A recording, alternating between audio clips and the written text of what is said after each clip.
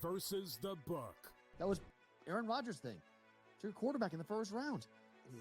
It's a luxury pick. We don't have the luxury. We're trying to win right now. I'm in a window right now, and you're going to say, no, we're going to plan this for the future. With a guy who had 4 years, 4 seasons ended by injury. 4. Like, Michael Penix is a walking injury. Like, what are you doing taking him in the top 10? The Bostonian versus the book. And now you have to qualify in these majors. You got to go do it, man. Like, and it just comes off really petty to sit up there and be like, I'm not. You know what you signed up for. So I don't like the pettiness, and I 100% think Taylor Gooch should be in the major championships. Mm-hmm. So in the same note, I'm saying this, but also it's like, hey, this is the world in which we live in right now, and you don't deserve anything. Only on SportsGrid. It's smarter to be on SportsGrid. Your 24/7 sports wagering network. The early line. Magical and historic season in Lincoln, Nebraska continues. He is the best player in the NBA, but also in the biggest moments where the national media is watching. Newswire. Something that we have never seen happen before with one of the iconic coaches in the game. Pharrell Coast to Coast. The team covers. It's automatic. It's every time. Not sometimes. It's every time. Game Time Decisions. Luka is actually far more dangerous from 3 on the road this year than at home. This game here tonight, you may want to consider taking as many points as humanly possible. In-game live. Prime time. We got not 1, but 2 coaches fired systems in place. Sports Rage Late This sort of Night. has letdown written all over it. It's going to be hard to match the emotion that they played with the other night. It's smarter to be on SportsGrid.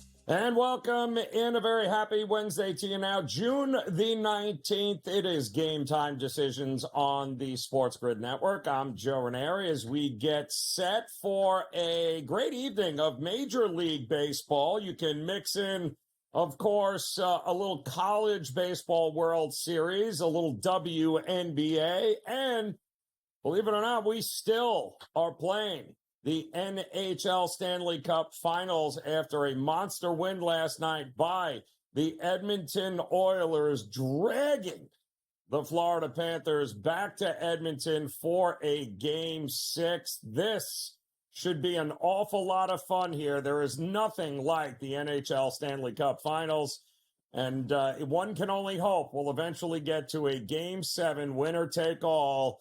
And if you like urgency, wow, this will certainly make up for the absolute smackdown we had to endure by the Boston Celtics over pretty much everybody and the Dallas Mavericks. But it turns out this is a much better series than some people might have thought after it started in a 3-0 fashion for the Florida Panthers. We'll talk about that upcoming game here a little later this hour with our good friend George Kurtz. But back to the diamond, because we all know Yankee fans are going to be celebrating here tonight as they welcome the return of the one and only Garrett Cole. Will get the ball here tonight against Povich in Baltimore. Yankees handled their business yesterday.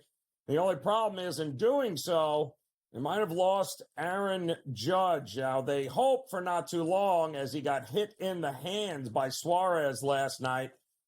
He did end up finishing the inning, went to first. He did not come back out. He was replaced. X-rays, MRIs, and anything else they wanted to do to examine him. Apparently, they are saying there is no damage, so that is good news. However, he is not in the lineup here tonight for the Yankees against the Orioles. But you lose one superstar, $300 million player, well, you get one back. And that's exactly what they'll have here with Garrett Cole after a couple of warm-up, tune-up, call it what you want, outings in the minor leagues. Garrett Cole is ready to make his very highly anticipated season debut tonight here. And let's see. This should be a whole lot of fun. I know the stadium will be rocking here. It was elbow inflammation that cost him the first 75 games of this season here, but it appears to be all behind him. All reports are that he feels good. He has looked good.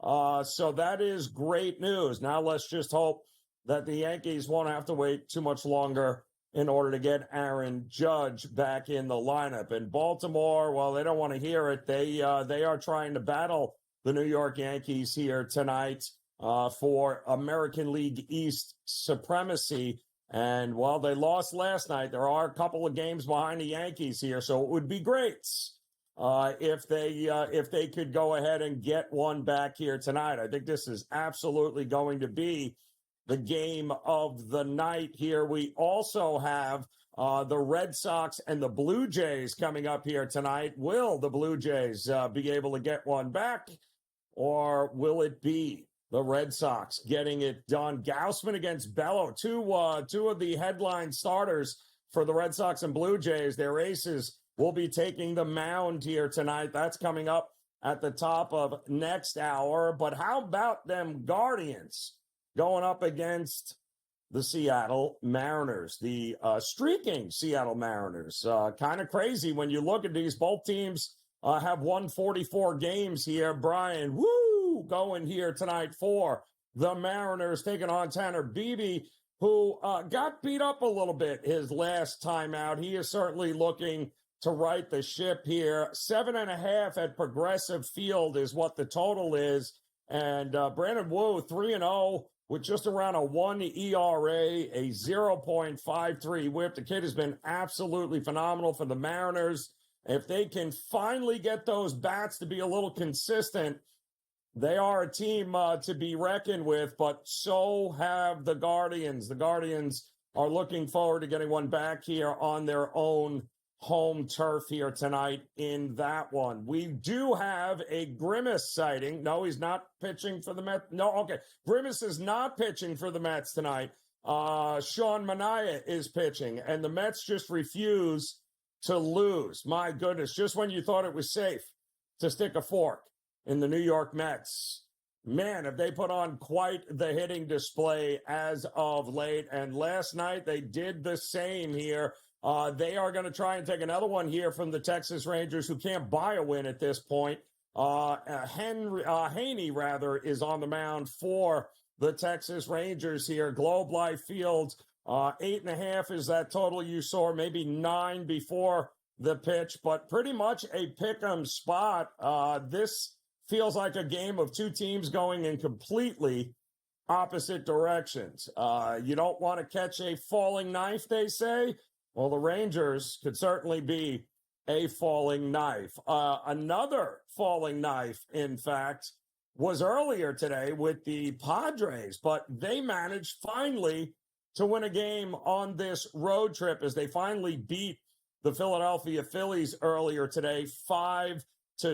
Suarez, 6 innings, 6 hits, 1 earned run, 4 strikeouts, but it wasn't good enough. Waldron for the Padres, the knuckleballer. You got to love that. Went 7 innings, 5 hits, 1 earned run, 6 strikeouts. You may not want to back the Padres very often until you can figure out whether or not they can hit the ball. But this kid Waldron is an absolute bet-on pitcher moving forward here throughout the season. He's getting better and better, and you got to love what he brings to the mound for the Padres. I love a guy like that.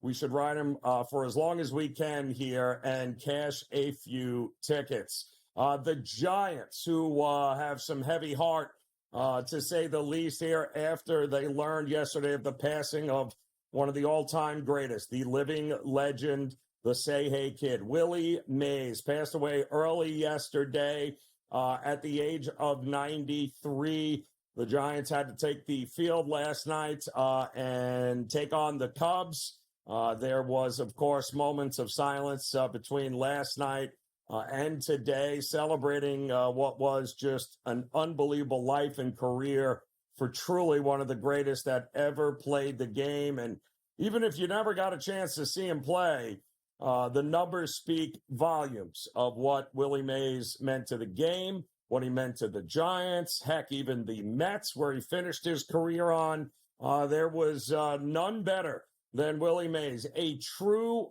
five-tool star in Major League Baseball. Could hit for average, could hit for power, could run, could steal bases, one of the greatest defensive center fielders the game has ever seen. And, of course, the Giants absolutely adored him. The Cubs got the better of him here today, though, 6-5. They ended up handling business finally at Wrigley Field as Hendricks finally got himself a pretty good outing there. 5 2/3, 2 hits, 1 earned run. He struck out 8 and only walked 1. So nice win finally by the Chicago Cubs, who have been, to say the least, struggling a little bit here as of late. And boy, if they can ever figure out that lineup and them bats, it would be very, very interesting. We do have a game in the bottom of the 9th, and the Nats and Patrick fade Corbin Day? I don't think so, because right now the Nats are on top of the Diamondbacks 3-1 in the bottom of the 8th inning. We'll have more on that game. We'll talk about the Braves and Tigers that finished up early today. Finally, the Braves bats got going, and we got much more Major League Baseball to get to as Game Time Decisions get rolling here on this Wednesday on the Grid.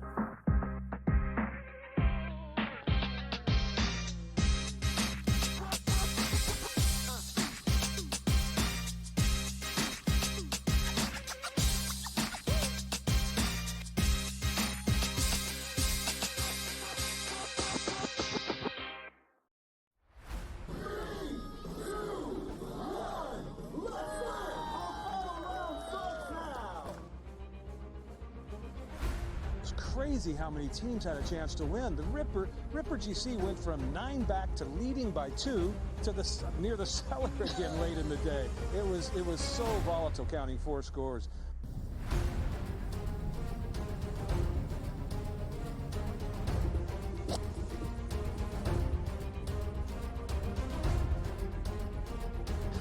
It was pretty nuts, but you know, the cliques have been cellar dwellers for basically 2.5 seasons, and they come out victorious today. That's awesome. Be the summer of the cliques, definitely. So, like I said, there's definitely more to come from us. It was a magnificent ball striking performance. Yeah, you know, I got to speak to someone in his camp before he teed off this morning, and they said to me that he is finally feeling extremely comfortable out here. He's not thinking about any swing thought. He's going out there, he's swinging so freely, and it certainly showed today. The way he drove the ball, the way he hit his irons, and even in his putting as well. Yeah, and lives in Texas, went to school in Texas. His tour win on the PGA Tour was here in Houston, which is Texas, and now his first live win, Texas. Honestly, it was just a matter of playing solid coming down the stretch. I think there was a switch there on 15 that I made birdie, he made bogey, and I just knew that I had to power in pretty much, and it was mine. The 18 I made bogey, but it worked.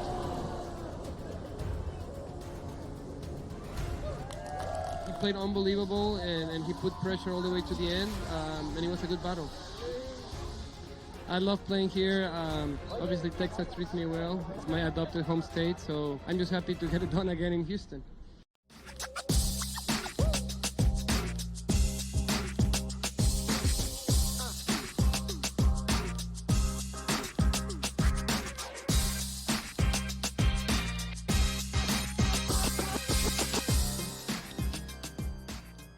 All right, welcome back in Game Time Decisions here on the SportsGrid Network. I'm Joe Raineri. Appreciate you stopping by as we've got one early game left here in Major League Baseball still to be decided as the Nats are trying to close out the Arizona Diamondbacks, who have been hitting the cover off the ball lately, just not against Patrick Corbin, apparently, as the Nats are up 3-1, and they've got 3 outs left, top of the 9th inning here, as the Diamondbacks are going to try to do their best against the bullpen, it looks like, here of the Nats. We'll see if the Nats can hold on and get this one done. George Kurtz stepping in on this Wednesday with us as he too is getting ready for the return of Garrett Cole tonight against the Yankees. You got to love this, George, right? You lose one $300 million player, but you gain another one. You got one back. So I love the way they just rotate $300 million players here, but it does appear that Judge not in the lineup here tonight, but also doesn't appear that they're all that worried about it. Nothing broken, so that's all good news here. But can we trust Cole? First game, missed the first 75 games. Can we trust him here tonight against the Orioles? I think it depends on what your definition of trust is. I don't think he's going deep in this game. I mean, I think he'll give you 5, maybe 6. I think it's, if you get 6 innings, you'd be thrilled tonight. Probably means he pitched well here. He's on a pitch count. Right. So he's already, 80 pitches. He's going to be amped up, right? This is his opening day. So he's going to be amped up here. He could be a little wild early on here. So no, let me put it this way. I have Cole in several fantasy leagues. I'm not starting him today. All right. If it was a weekly league, I didn't start him. I knew he'd pitch today, but I didn't start him. And I wouldn't bet on him and really any of his props off of the game itself tonight. I wouldn't bet on the game because you already said it. No Judge tonight, which means the Yankees lineup generally doesn't hit without Judge. All right, so even if Cole does pitch well, he's still got to worry about the Yankee bullpen holding down the Orioles from the last 3 innings of the game. I think this is a watch and see to make sure Cole is the guy we think he is. And, we attack him next week. His next start will be against the Mets probably next Tuesday or Wednesday. So then we get back on the Cole train here. Tonight, I think just to watch and make sure he is the guy he used to be. Yeah, it'll be interesting, too. The kid Povich had a pretty good outing last time up, pitched really well, in fact. This is another one of these young phenom arms, and hopefully he doesn't get hurt because we did just learn Bradish, I believe, Tommy John surgery earlier today. So they lost another guy that was really supposed to be a big part of this movement here and part of the starting rotation. And Wells is gone. Means came back and he's gone again. So Bradish is just the latest here. So they really need this kid Povich to step up, and we'll see if he can do it at Yankee Stadium going up against Garrett Cole. What are we doing with another 2 aces on the mound here tonight, Kurtz, coming up with the Guardians and the Mariners? BB going up against Woo. Gotta love what this kid Woo is doing for Seattle. He is really, in many aspects, been a little more reliable than Castillo. But do we trust him here on the road at Progressive?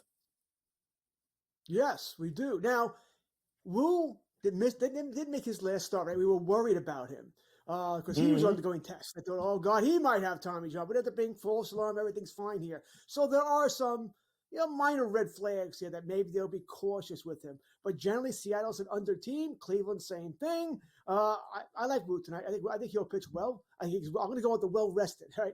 So therefore, he should be fresh tonight. Should be throwing the ball fine here. I'm going to go with Seattle and the under in this game. Seattle's almost always an under anyway. Cleveland's not going to cover up the ball either of late. Granted, a lot of that was because Ramirez was out on paternal leave. Congratulations to him and the new family. So good there for him. But give me Seattle and the under. Yeah, it feels like it. Although the ball has been leaving Progressive Field like nobody's business, and they still can't seem to figure out. But the Guardians going up against one of the better pitchers here for the Mariners tonight. This should be a good pitcher's battle for sure. I'm not sure that Gausman-Bello is going to be a good pitching matchup. I mean, on paper, you might go, well, Bello-Gausman should be good, but both of these guys have been getting crushed. And a lot of hits, a lot of hard contact, a lot of barrels. That worries me here with any sort of under in this one, Kurtz. But how are you looking at Red Sox and Blue Jays? They're both sort of unreliable, right? You just don't know what you're going to get. Gausman got off to a slow start to the season, which wasn't a big shot because he missed most of spring training. All right, so then he rebounded. Where he looked like Gausman of old, and now he struggled again. So I don't know what you're going to get. Boston's hot. All right, Boston showed the blueprint, by the way, how to beat the Yankees. Run at will, run with reckless abandon. And I think they should keep doing that against the Blue Jays as well here. Get on base, run, put pressure on. You don't have a lot of big-time power hitters there, right? Not a big, you don't have the big, hairy guys there, so run the bases, put pressure on the defense there. I'm on Boston tonight. They're playing well, right? Toronto, for the most part, has not played well this season. So I'm going to go with Boston. It's a small play. because I don't trust Bello all that much. All right, then maybe Toronto does break out tonight. But their team, Bichette's on the IL. They're not. George Springer's been dropped on the line. Guerrero's not the player we thought he was going to be. It's hard to know where this offense is coming from this team. So give me Boston, smaller play, though. Yeah, I don't get it. I mean, his last 4 starts, Gausman, 52% hard hit percentage, almost 15% barrels against him. The ball ain't moving, and guys are they're sitting on him, and they are just hammering him. So this will be interesting. It's not at Fenway. And Bello, ironically enough, has been better at Fenway than he has been on the road, which is very, very, very strange here. So we'll see what we get tonight with these guys here. Were you kind of shocked earlier here today that the Padres won a game? I know I was, but I guess if Corbin looks like Corbin just won a game, I'm also sure. So maybe it's just those getaway days here, Judge. I think there is something to getaway days, by the way. We do see some weird stuff. Teams want to get out of there. They're packed. They go to the next city. The umpires start calling for the strikes, the orange strikes, they got to get out too. And everybody's got to make their flight and all this other crap. So, I think there is something to getaway days. Never would have saw Corbin pitch today. Hell, even didn't Hendricks pitch well today as well? Who saw that happening? Two guys that probably should be on the team right now. I saw Hendricks the Cubs are nuts. What are they doing? Yes, yeah. And the Angels are now going to win 13-0 too, or some craziness here. All right, Kurtz, don't go anywhere. We'll talk some best bets on the diamond coming up next. And we'll take a little peek ahead to Game 6 of the NHL Stanley Cup Finals. We'll do that when Game Time Decisions continues here on the Grid.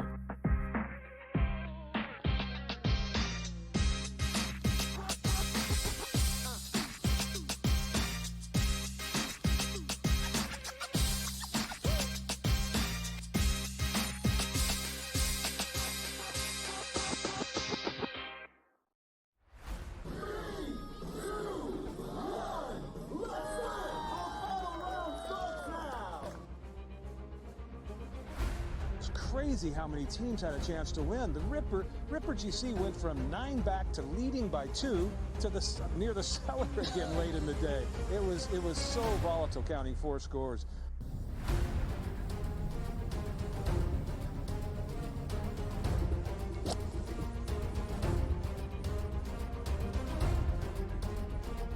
It was pretty nuts, but the cliques have been cellar dwellers for basically 2.5 seasons, and they come out victorious today. That's awesome. It'll be the summer of the cliques, definitely. So, like I said, there's definitely more to come from us. It was a magnificent ball striking performance. Yeah, I got to speak to someone in his camp before he teed off this morning, and they said to me that he is finally feeling extremely comfortable out here. He's not thinking about any swing thought. He's going out there, he's swinging so freely, and it certainly showed today.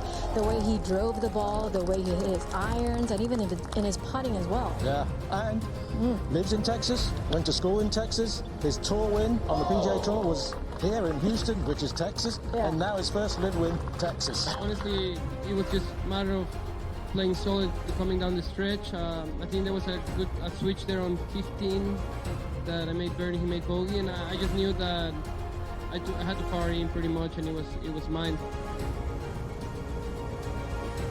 The 18 I made bogey, but it worked.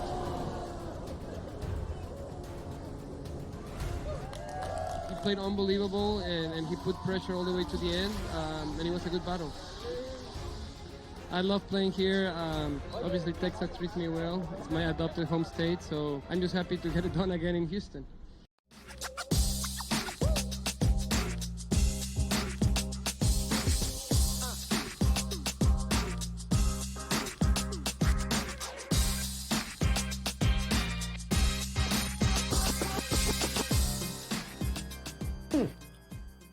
All right, welcome back in Game Time Decisions here on the SportsGrid Network. George Kurtz stepping in here as we get ready for what should be, I think, the game of the night between the Yankees and the Orioles with Garrett Cole on the mound. No Judge here, Kurtz, which, of course, is, if it's precautionary, I'm good to go. But I was kind of with you where I felt it in the gut last night as I'm watching him hold on at first base. I'm going, please don't tell me if it's ain't a toe, now it's going to be a ball on the hand. Like, come on. But knock on wood, it seems to be okay. So when you're looking at this card here tonight in this game, are we backing Cole for anything? Strikeout props, under runs? Is it a first 5 under? Do we think Baltimore's got? I don't think he's owned Baltimore, so I can't see them lighting him up. And it's only 7.5, right? That's the problem. You know, I don't think Cole's going more than 5, unless he's all of a sudden very economic. You know, because once again, he's on a pitch count, and I think he'll be jazzed. He'll be juiced the first couple of innings here, where it might take him a bit. He might go to more longer counts than he normally would here. So that's my worry. We're at 7.5 right now, -110 either way. I kind of think it's going to be a bullpen game, you know, and the Yankee bullpen has been shaky of late, you know, including Clayton Holmes, who can't get anybody out now. So I kind of think this could be an over.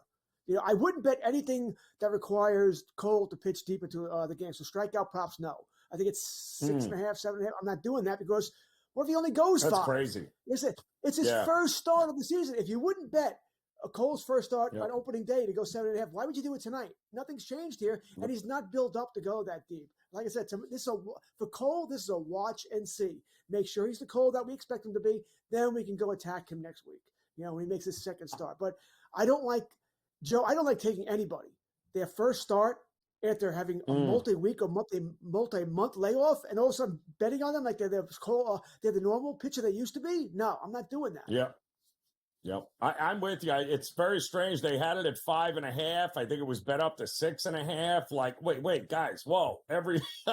He missed the first 75 games. Like, you know, he may get 3. You know, so as 4 maybe, but let's settle down. It feels like I should just bet the under on that, and then if it goes over, I'll be the happiest bet I've lost all week long here, Kurtz, because I lost last night backing my Florida Panthers. So that wasn't a great spot there, as again, they can't stop giving up shorthanded goals for some reason. But we are getting a Game 6 in Edmonton, and it feels that everyone just believes it's coming back for a Game 7.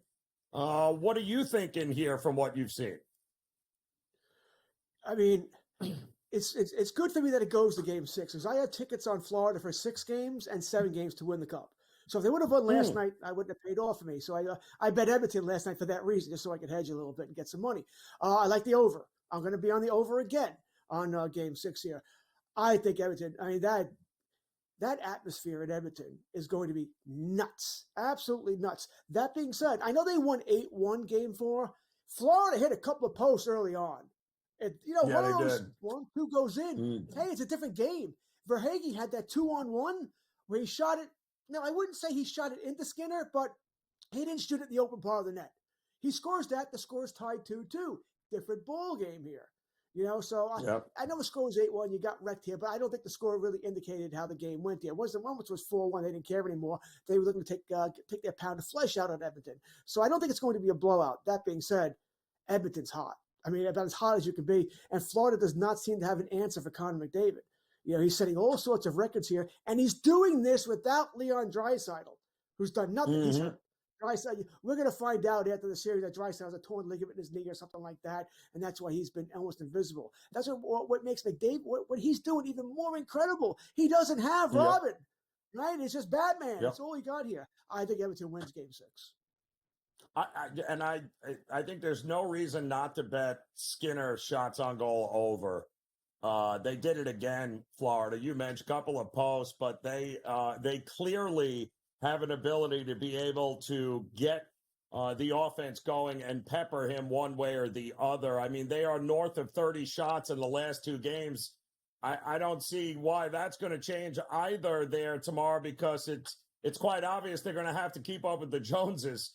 So keep firing away. It is Skinner, after all, when it's all said and done. But hey, nothing like the NHL Stanley Cup Finals. We're getting a Game 6, maybe a Game 7. We'll have you covered here, though, on SportsGrid. George, enjoy the night. Enjoy the Yankee game. Game Time Decisions will continue here on the Grid.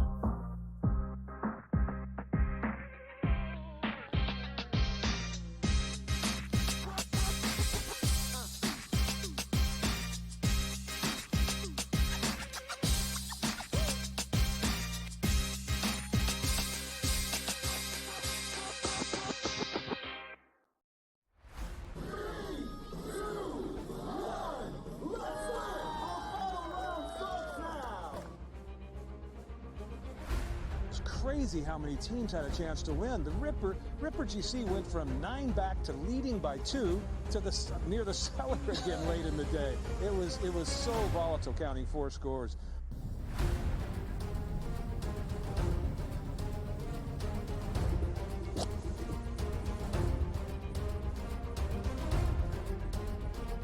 It was pretty nuts, but you know, the cliques have been cellar dwellers for basically 2.5 seasons, and they come out victorious today. That's awesome. It'll be the summer of the cliques, definitely. So, like I said, there's definitely more to come from us.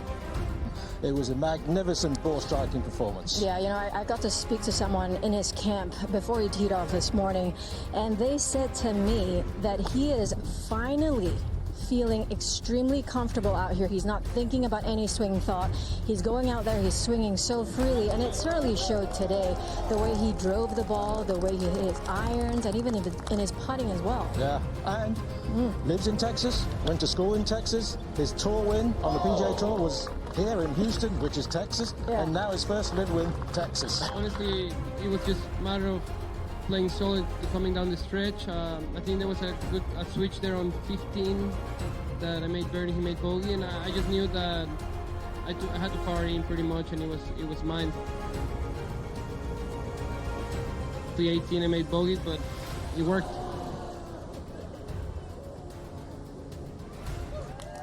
He played unbelievable, and he put pressure all the way to the end, and it was a good battle. I love playing here.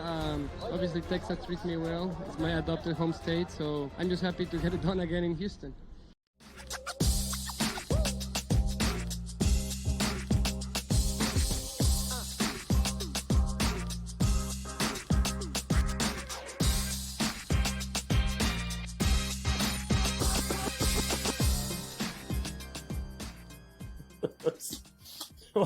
Welcome back in. It is Game Time Decisions here on the SportsGrid Network. I'm Joe Raineri. We appreciate you stopping in as we're getting ready here. Couple of minutes, plenty of Major League Baseball still to go here tonight. Like some of these games coming up, and I know a guy, that could be back in Grimace tonight. I'm just saying. Mark Zinno in the house here. He loves himself some Grimace, and apparently so do the Mets, Zen, because they haven't lost after he threw out a pitch, I believe. But really, it's not so much the pitching. I thought the Mets couldn't hit. Like, what is going on with them? They flipped a switch, and all of a sudden, they can score with the best of them. Does it last, though? Can we count on it again tonight with Monet on the mound? Well, on the road, it does. I mean, the Mets are one of the highest scoring teams in baseball away from Citi Field, which typically is a problem because the idea of winning more games gets you home field advantage in the playoffs where you don't score a lot of runs. So go figure. But it's appropriate that the Mets have a fat purple slob as their new mascot. So that makes a lot of sense. Yes. Beyond that, the bigger problem here, again, Texas just continues to fail to not hit. And if you were going to face a pitcher who was going to allow a lot of runs, Andrew Heaney is one of them. Now, the Mets aren't exactly – a great hitting team versus lefties this year. But that said, they just seem to have figured it out when it comes to, scoring runs on the road. So, again, I as much as you look at it and go, are the Rangers going to get swept at home? It's like, yeah, there's a real good chance that they are because they have, and on top of it, it's not like they have a bullpen that works. Their bullpen is terrible. Yep. So, the Mets have every reason, especially as a dog tonight, to get a play on here, until you see them start to falter on the road. They've won 7 straight. I mean, there are teams that are starting to heat up at the right time, and maybe the Mets are it. If they can get over 500 and start pushing this thing towards the All-Star break, they'll be in the conversation come August.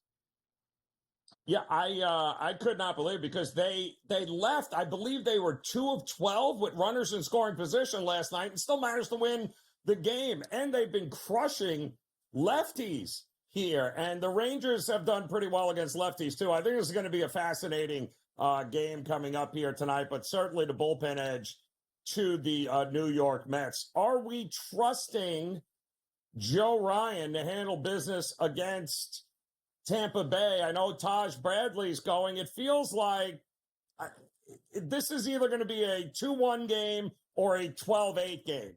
I don't think there's going to be anything in between here. What are you thinking here tonight? Yeah, I mean, I like fading Taj Bradley. He's not a starter that I really want to back all that much. But again, Joe Ryan's numbers are better than what you would expect. 90 strikeouts in 86 innings. He's got a 0.94 whip, which is one of the best marks in the majors. He's been victimized a little bit by the long ball, which would speak to the fact why he's 5-5. That said, the bigger question is, do you trust the Twins lineup? That's really the issue. I mean, the Twins at a minus 170, minus 180 price is a lot to pay for a lineup that just doesn't produce enough on a consistent basis. Again, I don't mind fading Taj Bradley here, but again, Bradley hasn't been terrible. I just don't, he's not a swing and miss type guy all that much. But yeah, again, it's do you trust Minnesota's lineup? And that's really the hard part for me.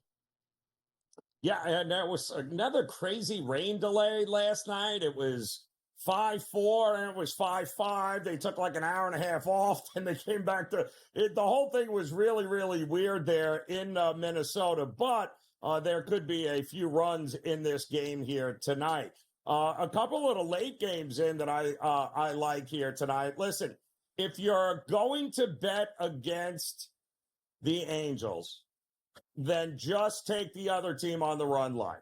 Take Milwaukee. The simple fact is the Angels either win or they lose by 100. They have not played a one-run game in about a month and a half here since. So it's either one or the other. If you like them, then bet them to win. If not, back the Brewers on the run line. Which are you doing?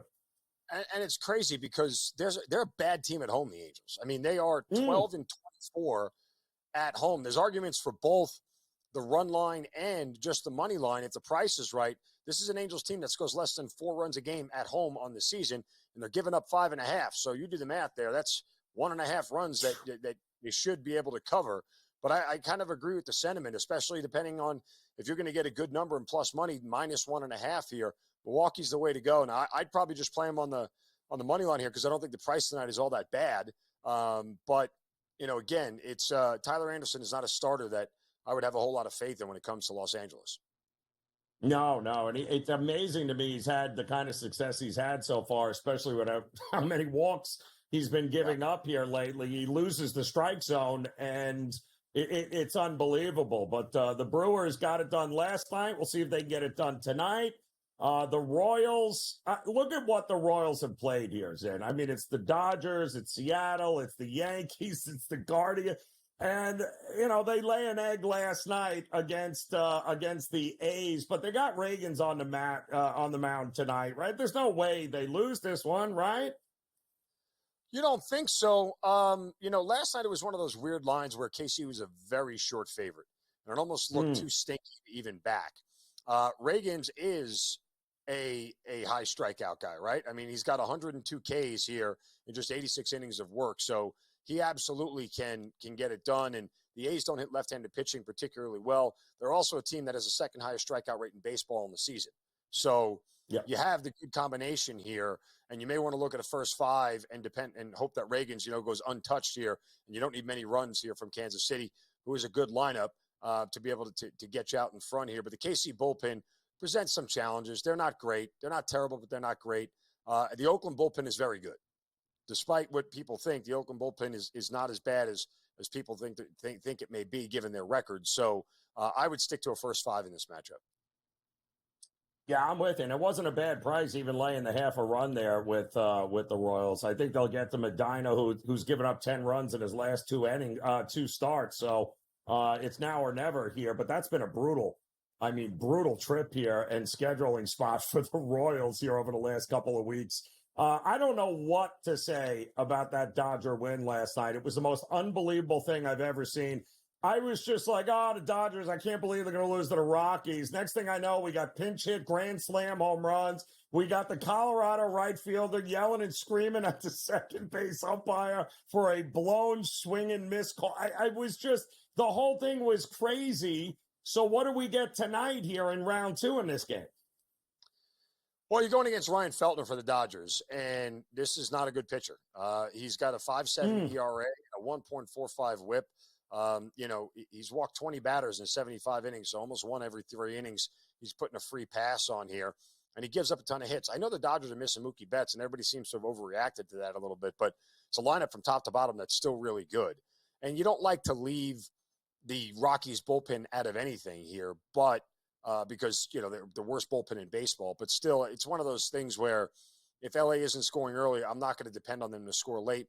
I played the first 5 over in this game. We got a favorable number for a total of 10.5. The first 5 is only 5. So I feel like if Colorado can get to Bobby Miller, who's making his first start off the IL, he hasn't been great in his 3 starts. His 2 road starts, he lost this year. So the team lost, I should say, and he gave up a bunch of runs. So if Colorado could scratch 2 across, if you're pretty confident in LA is scratching at least 3 in the first 5. But like I said, if both these teams aren't scoring early, I'm not going to look for an explosion late. Yeah, Feltner in his last 3 home starts, by the way, 25 hits, 17 earned runs, 15 and a third innings. I'm thinking they're going to get a few runs here tonight, and I think we should be safe there. We've got a couple of other games we'll get to when we get back. I want to get your thoughts too on the return of the one and only Garrett Cole for the Yankees here tonight. I don't know if the market is overreacting in this, underreacting with the Judge being out. We'll get your thoughts when we get back, and we are underway, by the way.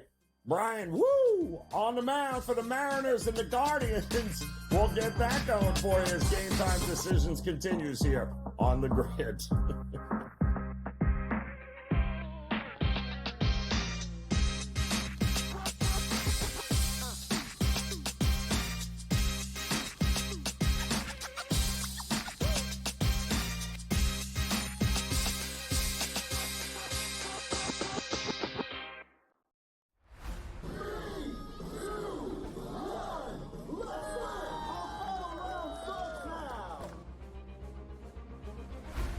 Crazy how many teams had a chance to win. The Ripper GC went from 9 back to leading by 2 to near the cellar again late in the day. It was so volatile, counting 4 scores.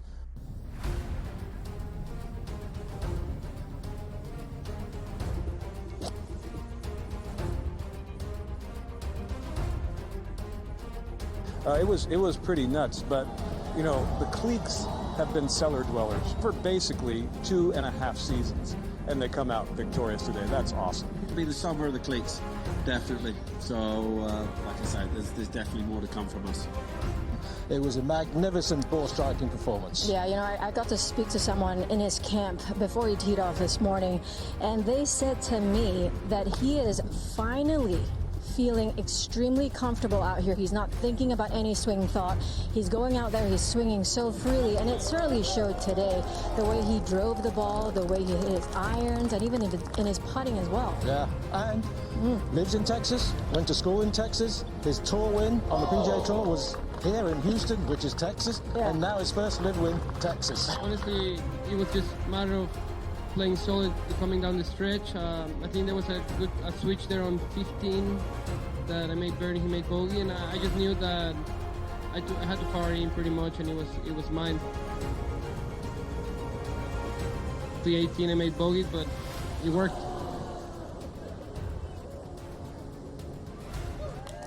He played unbelievable, and he put pressure all the way to the end, and it was a good battle. I love playing here. Obviously, Texas treats me well. It's my adopted home state, so I'm just happy to get it done again in Houston.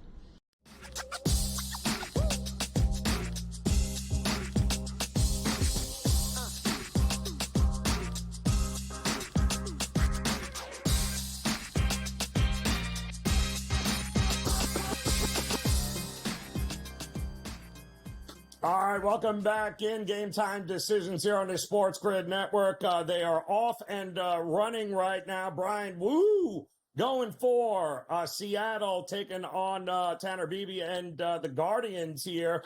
Feels like a good under spot, Zim. Were you leaning one way or the other in this one? So something's got to give matchup, right? Tanner Beebe has been very good all year long for the Guardians. They're 11-3 when he takes them out as a team. Conversely, Brian, they're 6-0 in all 6 of his starts. They haven't lost. So someone's going to lose a game here that probably shouldn't, but I'm not going to go against the Guardians lineup at home. And Seattle, again, a very high strikeout rate team. One of the highest, as a matter of fact, in Major League Baseball on the season. So if you're giving me a guy like Beebe who can get outs via the strikeout, even though Wu is really good and I don't necessarily like to play against him, this is still just a spot for me where I won't go against the Guardians offense, which is one of the better ones in baseball, especially at home. So what are we doing with Crotchet here on the White Sox? Are we backing him first 5 against Houston? Houston's was a little anemic offensively last night with the other rookie they got there who actually threw pretty well. But what are we doing here? Are we backing the White Sox twice in a row? No. The White Sox won a baseball game last night with 2 hits. Go figure. The Astros had 7 hits and couldn't push the run across. I mean, it was not a good night, Houston offensively. They were 0 for 5 at runners in scoring position and couldn't push a run across. So, I backed Houston tonight, full game money line. Why? Because you don't want to take the White Sox bullpen out of it. I know Garrett Crochet is good, and he's a very good strikeout pitcher, but Houston has the lowest strikeout percentage against lefties in baseball on the season. So you're kind of neutralizing his best weapon, which is the strikeout. And if you're going to get guys on and put bat on ball here, it's one of those things where I just look at it and go, okay, I can trust Houston here to push a couple of runs across. And this is not a White Sox lineup that really, scares you in any size, way, shape, or form. So I'll take Houston here not to lose 2 in a row to the lowly White Sox. Also coming up here, top of the hour, is Gausman versus Bello. 2 guys that have been hit hard lately, to say the least, in Toronto here. What are we thinking here? I played the over. I don't trust either guy. Do you trust one over the other here? How do you look at this one? I'm a man on an island tonight backing the Toronto Blue Jays. I mean, yes. Every number that you look at favors the Red Sox. Gausman is much worse at home than he's been on the road, right? Bello is a guy that has gotten a lot of run support. Toronto doesn't hit the ball all that well at home. Boston has a better bullpen. Toronto is one of the worst bullpens in baseball. And they've lost 2 in a row, Toronto has, to the Red Sox. Situationally, everything favors the Red Sox except for the fact that they're going for a sweep. And Gausman hopefully is the stopper tonight that I think that he's supposed to be and gets it right at home. And even last year, Gausman's numbers against the Red Sox were awful. He got banged around in 2 starts. He gave up 11 runs in 8 innings. I mean, everything favors the Red Sox here. When I see that in baseball, I'm inclined to go in the other direction. Why? Because it's baseball, and nothing is really all that predictable. So I am a man on an island. I'll take the Blue Jays to avoid getting swept here at home against the Red Sox. Yeah, I think they're very capable of winning this game at home tonight against Boston. What are we doing with the $300 million man? One went to the bench. One is back for the Yankees. No Judge, but we get Cole back on the mound here tonight, and the entire world seems to be betting the Orioles. What say you? So what did I do? I bet the Yankees, of course. This is too much public money running to bet Baltimore here. And not only that, the total is dropping. 4 of the 5 games that these 2 teams have played have gone under. The Orioles have not scored more than 2 runs in any game against the Yankees this year. So the Yankees pitching has done the job. And I know Garrett Cole's probably only going to go 4 innings. I can't imagine he throws more than 60, 65 pitches. And I don't think they're going to push him. So from that standpoint, what I'm hoping here is that the Yankees lineup, even without Judge in it, is still a very good lineup from top to bottom. Soto's still going to be in there. They still have guys who can hit the ball. And this is Yankee Stadium, and you're getting this kid, Cade Povich, going up for his first start ever in Yankee Stadium against the Pinstripes. I'm hoping he's a little bit consumed by the moment here. But there's just way too much money on the Orioles from a public. You look at the ticket split here, Joe. 55% of the tickets on the Yankees, but 74% of the money is still with the Yankees here, and that's a huge indicator for me. So I'm happy with what I got with the Yankees, and I think they'll pull it out tonight. Yeah, first 5, 4.5. Are we're going to get runs early? It feels. I don't like the over to begin with, but the first 5. It's not a bad play. If you expect Cole to be Garrett Cole, which I think he will be, the injury, the layoff, the IL, all that stuff's not going to affect a guy like Garrett Cole. He's just too good. Right. So I expect him to keep the Orioles in check for 4 innings. and the Yankees can get to Povich. And once you turn it over to the Yankees bullpen, theoretically, and both of these bullpens are very good. Let me not short the Orioles bullpen. It's every bit as good as the Yankees. But if we get into a bullpen war here, like we have in many games in this season series so far, it's a wash. They both shut each other down. Yeah. So the Yankees get the Povich early. I think they're in good shape to hold on to this thing. Yeah, it feels like we should maybe take a home run prop here on the Yankees with you know who there with Soto. And does Gunnar Henderson lead off the game with a home run? Well, it's 9-1 if you think so. Yeah. He seems to do that a lot. That's not exactly going to bode well for me. I don't want the Yankees to have to chase here, but again, I think the first inning is very important for Cole, right? Like, I know the nerfing number is probably very high on this, but if you're gonna bet something that favors the Orioles, you'd think that they're going to get to Cole in the first inning. Maybe he's got some nerves and some jitters. Maybe he's just trying to feel himself out for the first time in a major league game this year.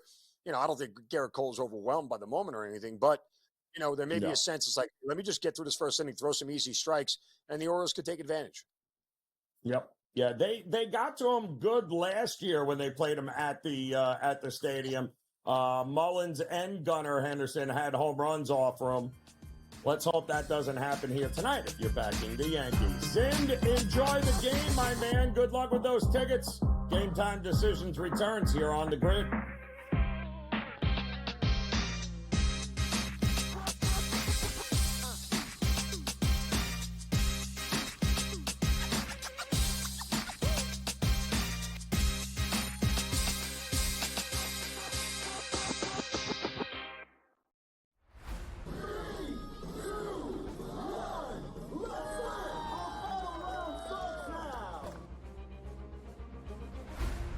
Crazy how many teams had a chance to win. The Ripper GC went from 9 back to leading by 2 to near the cellar again late in the day. It was so volatile, counting 4 scores.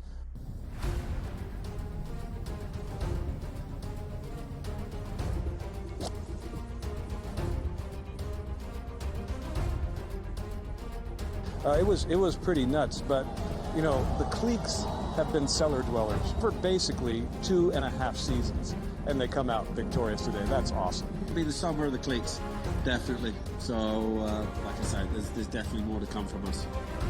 It was a magnificent ball striking performance. Yeah, I got to speak to someone in his camp before he teed off this morning, and they said to me that he is finally feeling extremely comfortable out here. He's not thinking about any swing thought. He's going out there, he's swinging so freely, and it certainly showed today. The way he drove the ball, the way he hit his irons, and even in his putting as well. Yeah, and lives in Texas, went to school in Texas. His tour win on the PGA Tour was here in Houston, which is Texas, and now his first live win, Texas. Honestly, it was just a matter of playing solid coming down the stretch. I think there was a good switch there on 15 that I made birdie, he made bogey, and I just knew that I had to par in pretty much, and it was mine. The 18 I made bogey, but it worked.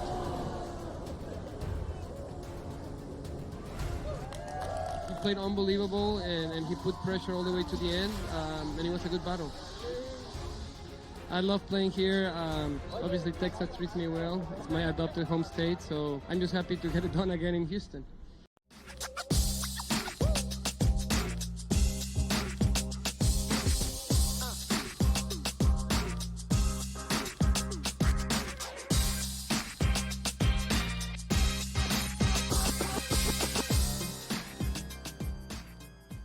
All right, welcome back in Game Time Decisions here on the SportsGrid Network as we are getting ready here. A couple of minutes before the first pitch begins with those 7 o'clock Eastern time games, including the New York Yankees as they welcome back Garrett Cole to the mound, taking on their new rivals there in the American League East. How about that? The Baltimore Orioles here. Looking forward to this game. Still seeing a lot of money come rolling in on those Baltimore Orioles. Why? Well, Aaron Judge will not be in the lineup here tonight. But this is a primetime game here, and the total sitting at 7.5 does feel maybe a little bit low while everyone is focusing on Cole rather. I'm focusing on this kid Povich, who when you look at still a rookie, and when you look at the last game that he pitched, he was kind of a little bit all over the place there. I think he had 4 walks in that game. They were mitigated by a couple of nice defensive plays. But, I mean, his lone road game, 4 walks, 5 runs allowed to Toronto, who, let's face it, is not exactly crushing the ball. And I get it. You got no Judge in a lineup here tonight, but we have plenty of other guys that can certainly welcome this kid to Yankee Stadium in his road debut there, I think, with a couple of runs. So I am looking at the over in this one, because I do think both lineups will be able to get some runs here tonight, and I certainly think the Yankees can get to this rookie probably before Baltimore can go ahead and get to Garrett Cole. So that is coming up here in just a few. We also have right now still nothing. Mariners and Guardians are underway at Progressive Field. Woo taking on Tanner Beebe. Mark Zinner was just on. He told you how good the Guardians have been with Beebe on the mound, especially at home. They don't lose a lot of games at home with him on the mound, which means there might be some runs coming. But Woo has also been phenomenal here, not giving up a ton of runs, not giving up a ton of hard contact. That spells maybe an under here, but hoping the Guardians can get it done. We'll have the Red Sox and Blue Jays coming up, and Bello and Gausman, I'm all about runs in this one. Both of these pitchers have been hit extremely hard recently, especially Gausman, losing a little bit of rotation there. And boy, he's never met a barrel, apparently, that he didn't like to hit. And the hitters have absolutely been smacking it around on him. So I am looking for the Blue Jays to be able to get a few runs here, but I think the Red Sox will have no problem putting a couple of runs up as well. So we've got Taj Bradley and Joe Ryan coming up with the Rays and the Twins. Twins are a pretty big favorite in this one. I think it is well-deserved, but we've also seen Taj Bradley be better on the road, at home rather, in Tampa than we have seen them on the road. Sometimes not exactly the same effect. Still really good young pitcher for Tampa Bay, but much better on at home than he has been on the road here. And Ryan is, well, he's had a couple of rough goes of it. But we also have to take into consideration that Minnesota is 21-8 in its last 29 at home. And don't forget, they were 2-6 to start the season at Target Field. Carlos Correa is absolutely crushing the ball for the Minnesota Twins now. He's hitting .417. He's 20 for his last 48. And this is all against Tampa Bay. He has absolutely owned them. I don't think that's going to change with Taj Bradley here. I do think, though, the last couple of road outings with his 11.88 ERA might be an issue for him. So I do think Minnesota, and I don't mind him on the run line with Joe Ryan out there, who, let's face it, is one of the top pitchers, not just on Minnesota, but in the American League. We'll have much more coming up on the late games. The New York Mets refuse to lose. That's an interesting one. Coming up against the Rangers in the 8 o'clock hour. Astros, White Sox. Who will this kid Crochet be pitching for? Because rumor is it won't be for the White Sox much longer. He'll have another audition for the rest of Major League Baseball tonight when they take on the Astros. So a lot to dive into there. Come back and join us. We got another hour of Game Time Decisions. We'll continue next here on The Grid.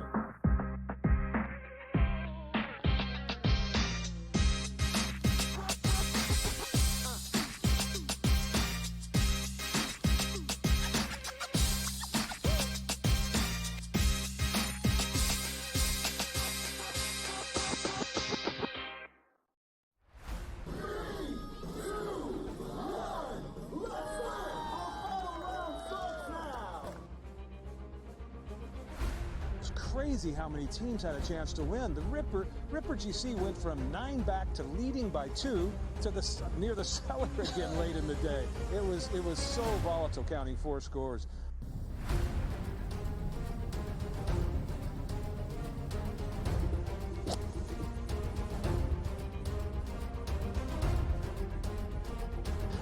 It was pretty nuts, but you know, the cliques have been cellar dwellers for basically 2.5 seasons, and they come out victorious today. That's awesome. It'll be the summer of the cliques, definitely. So, like I said, there's definitely more to come from us. It was a magnificent ball striking performance. Yeah, you know, I got to speak to someone in his camp before he teed off this morning, and they said to me that he is finally feeling extremely comfortable out here. He's not thinking about any swing thought. He's going out there, he's swinging so freely, and it certainly showed today.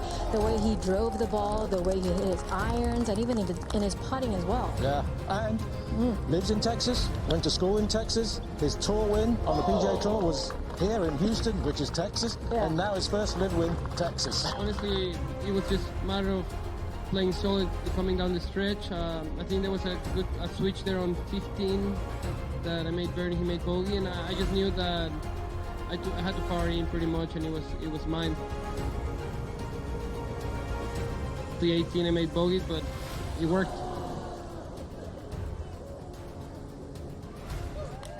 He played unbelievable, and he put pressure all the way to the end, and it was a good battle. I love playing here. Obviously, Texas treats me well. It's my adopted home state, so I'm just happy to get it done again in Houston.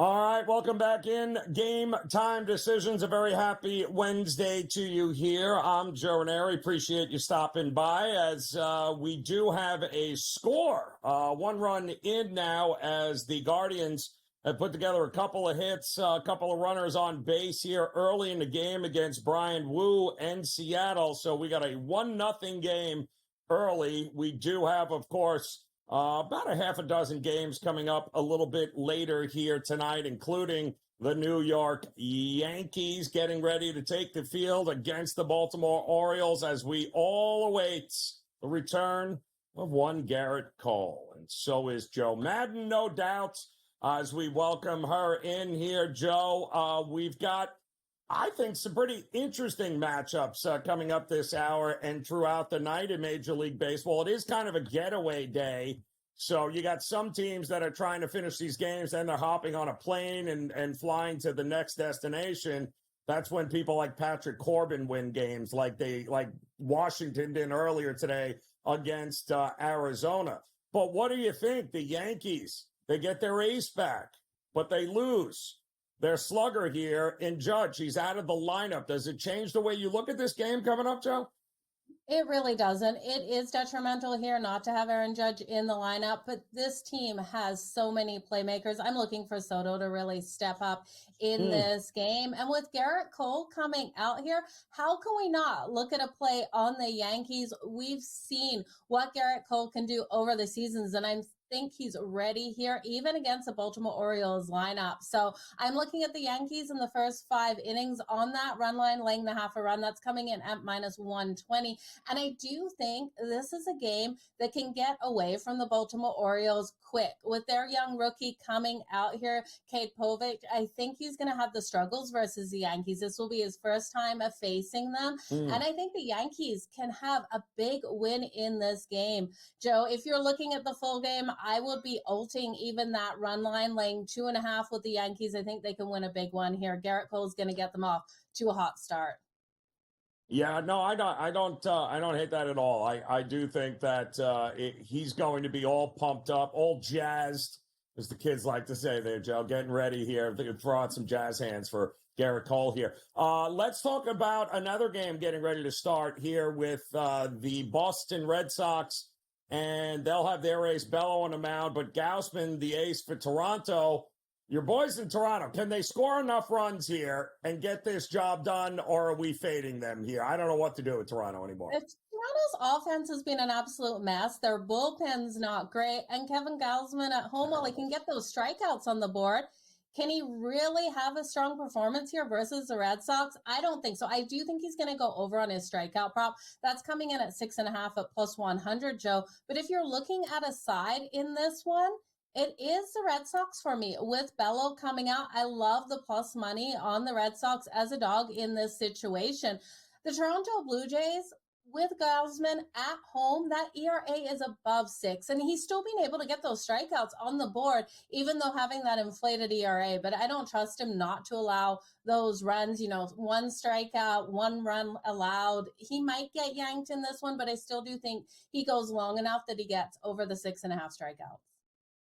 Yeah, we're going to know quickly with him. I'll tell you that right now with both these pitchers, because both have had some issues the last couple of starts. So I think we'll pay attention. Good in-game live betting opportunity as well. We'll have you covered here on the SportsGrid Network. Speaking of another pretty good pitcher, though, Joe Ryan on the mound taking Taj Bradley of Tampa. Ryan at home, Minnesota has dominated Tampa Bay over the last couple of seasons. Joe Ryan is the better pitcher. Bradley has not been good on the road. So how do we approach this one?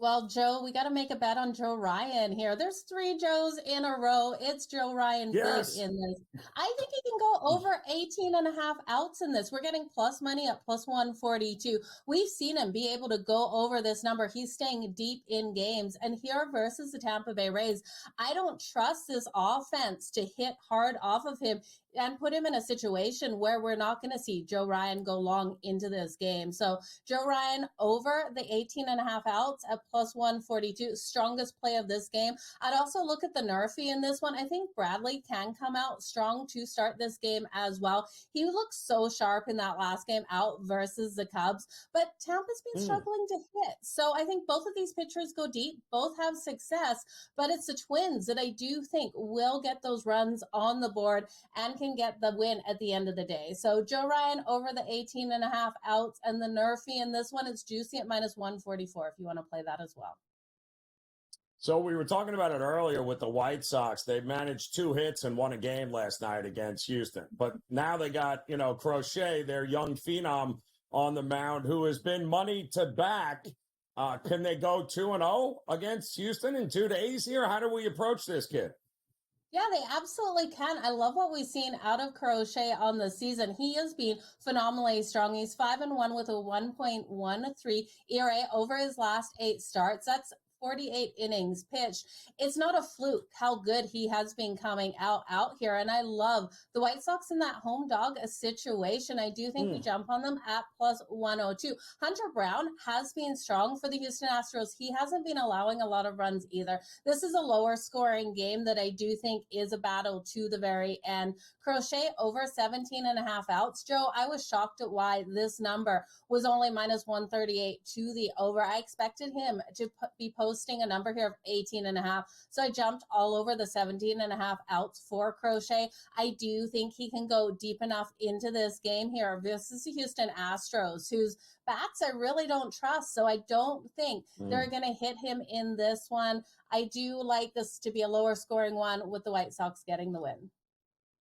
So what are we doing with the Dodgers and the Rockies? An unbelievable finish to that game last night. They got 7 runs in the top of the 9th to lose Colorado to the Dodgers. I think 34 runs total in 2 games now. What are we doing tonight with these 2 teams?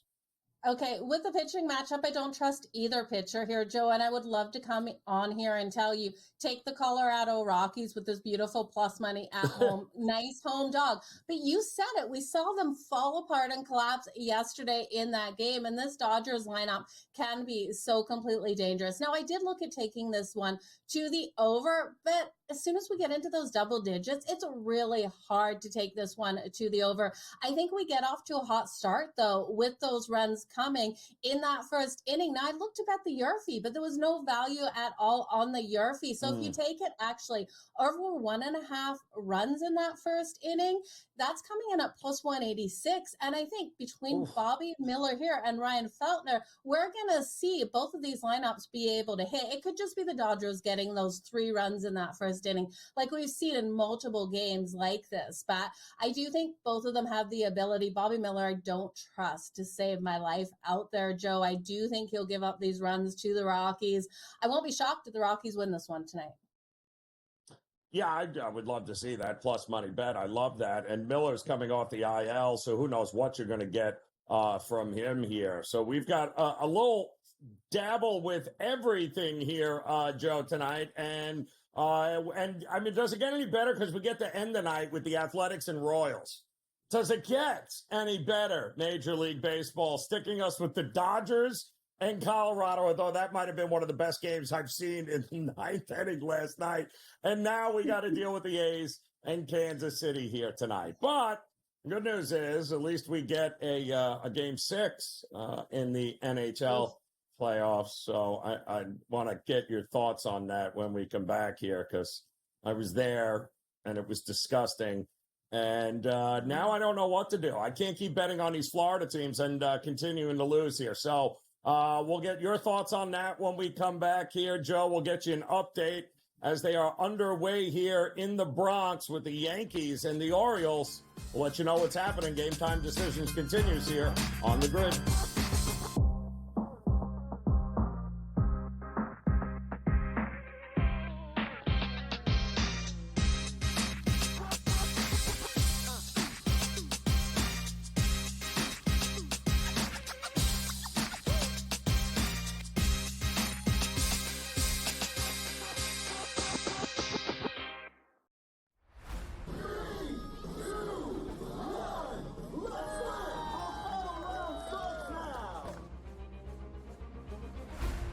Crazy how many teams had a chance to win. The Ripper GC went from 9 back to leading by 2 to near the cellar again late in the day. It was so volatile, counting 4 scores.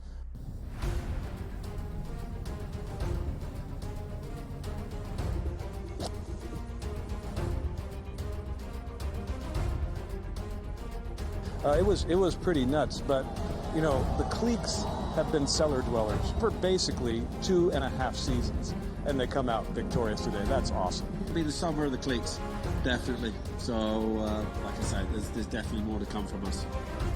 It was a magnificent ball striking performance. Yeah, you know, I got to speak to someone in his camp before he teed off this morning, and they said to me that he is finally feeling extremely comfortable out here. He's not thinking about any swing thought. He's going out there, he's swinging so freely, and it certainly showed today. The way he drove the ball, the way he hit his irons, and even in his putting as well. Yeah, and lives in Texas, went to school in Texas. His tour win on the PGA Tour was here in Houston, which is Texas, and now his first live win, Texas. Honestly, it was just a matter of playing solid coming down the stretch. I think there was a switch there on 15 that I made birdie, he made bogey, and I just knew that I had to power in pretty much, and it was mine. The 18 I made bogey, but it worked.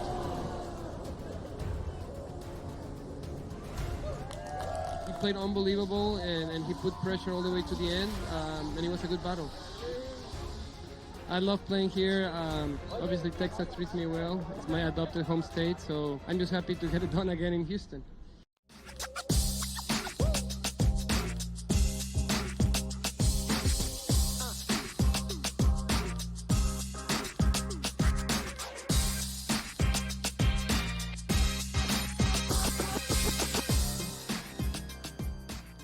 All right, welcome back in Game Time Decisions here on the SportsGrid Network. I'm Joe Raineri. Joe Madden stepping back in as the Orioles have already scored 1 off of Garrett Cole here in the top of the first inning.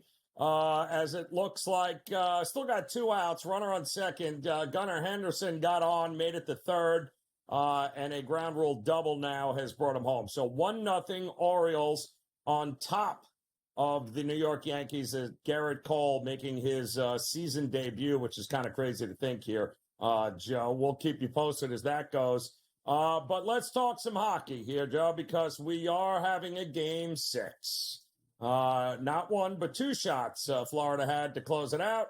No go. And once again, they shot themselves in the foot last night with giving up shorthanded goals and some just horrific penalties, just stupid penalties, given that Oiler, shorthanded special teams power play group an opportunity to shine, and that's exactly what they did. Very entertaining game. I mean, it was 5-3, but really it was an empty netter with 10 seconds left. But what are we going to get in this next game here that you'll be at? The Florida Panthers have to get off to that hot start, Joe. That's what we've seen in the last 2 games is the Edmonton Oilers have been able to get off to the hot start to start these games, get out of Panthers. And it's almost like we've seen that panic mode, like you talked about, them just making bad mistakes out there, causing those penalties, and then allowing Edmonton to score on a shorty 2 games in a row isn't something that we're used to with this Florida Panthers defense. This is a suffocating defense that has been so strong at shutting things down. Now, Bobrovsky still looked pretty solid in that last game. Edmonton's found a way to go high on him, and because they've been able to go high on him in the last couple of games, I will be taking this game on Friday to go over that total, over 5.5 right now, sitting on FanDuel at -104. I do think this is a back and forth battle between these 2 teams, but Florida needs to find a way to contain Connor McDavid. Connor McDavid has come to life in this playoff series. Now, Joe, we look at the teams that have been down like the Edmonton Oilers were that were able to force a game 6. There's only been 4 teams in history that have been able to do that. One of those teams only came all the way back and hoisted that Stanley Cup, and that was the Leafs back in 1942. The Edmonton Oilers have their work cut out for them, but I tell you, if we're sitting here and talking about a game, a 7 on the grid next week, Joe, I won't be shocked because Florida needs to clean quite a few things up. It's going to be tough, though, for Edmonton to win 3 in a row. Yeah, well, it was tough for Florida. I mean, to win 3 games in a row, and then almost impossible now to get that one final. But give Edmonton credit, right? They have made it back in, and give Skinner credit too, because he has faced a ton of shots. I mean, I think they were north of 30 shots in the last couple of games. But he when the offense does what they've done there, and Connor McDavid has done it, it makes life a little bit easier, but he still has made some really great saves. It just feels like Florida is going to keep peppering them, right? That would make the most sense. Keep doing what you're doing, and at some point, they're not all going to be saved, right? Yeah, absolutely. And that's the key here. The Florida Panthers have the ability to put everything on net. We've seen that out of this team, and they're so strong at doing so. Now, Matthew Tkachuk came alive in that last game. It was so phenomenal to see him be able to get that goal. That was at +200. And then for him to make that save that Connor McDavid then ultimately shot in, it was a heartbreaker. But that effort out of Matthew Tkachuk is absolutely phenomenal out there on the ice. It did look like the Florida Panthers gained the momentum in that game, and we're going to be able to come back and force that one to go to OT. I'm actually shocked it didn't go that way. You look at that ice, though, last night. That ice wasn't great, Joe. I don't know. You were at the game. You saw it in person if the humidity was coming into factor, but that puck was bouncing, and it was bouncing weird out there. When they get back to Edmonton, Edmonton has some of the nicest ice in the league, and that does benefit the Edmonton Oilers with their fast skaters. But we saw Florida come in that first game and have the benefit of that nice, beautiful ice out there. So I do think Skinner will be strong. I'm looking at both goaltenders to go over their save shots on goal based on what the numbers come out as. But, Joe, I do think the numbers will come out low enough that we can go over. Like you said, Florida needs to continue to just find a way to get that puck on Stuart Skinner. And then we've seen Edmonton be able to go over what the Florida Panthers have been able to do by like 5 or 6 goals most of these games. Or shots on goal most of these games. So I do think both of these teams will get the shots in this game 6 battle. It's going to be epic. So what do we do now that Connor McDavid has figured it out, and no Leon Draisaitl right now, which is hilarious, but he's doing it? Do we just focus in on McDavid to shot on goal props, 4 or more, 5 or more? I mean, it just feels like, especially in an elimination game, there's probably no reason not to back him and expect that he's going to, throw everything he possibly can at Bobrovsky. Oh, absolutely. Connor McDavid absolutely knows all the weight of this series is on his back. With him coming alive out here, being able to get those points, get those assists, get those goals, he has forced this game 6. So I am going to look at Connor McDavid for 2+ points again. If there's a goal, if he's going to be involved in it, whether it's himself getting that goal or the assist. I'd look at Matthew Tkachuk as well. Now Matthew Tkachuk has come alive. And then Sam Reinhart, he's pivotal to the Florida Panthers, and he's someone you're going to get more value. Now, it's been really interesting to see as these lines shifted for the Edmonton Oilers, some of these other guys being able to register those points. Corey Perry is a player that you're not getting a lot of odds for him over on FanDuel, but if on your book you're getting Corey Perry for that point, he's on that same line as Ryan McLeod, and Ryan McLeod has been scoring. He's been finding a way. Perry was able to get the goal in the last game, assisted by Connor McDavid. So these lines have been shifting. Players are all over, and I think Corey Perry's another one to look at. Can't believe he's still playing. Every time I turn around, he's on a team that's in the Stanley Cup. Like, dude, what is like? It's just amazing to me that he figures out and signs these contracts with all these teams that somehow end in the playoffs and in the Stanley Cup. Unreal. Joe Madden, thank you so very much. Enjoy the game tomorrow. I'd love it to go to a Game 7, but I'm hoping I don't have to. So enjoy Game Time Decisions. We'll be back. An update from the Bronx when we continue here on the Grid.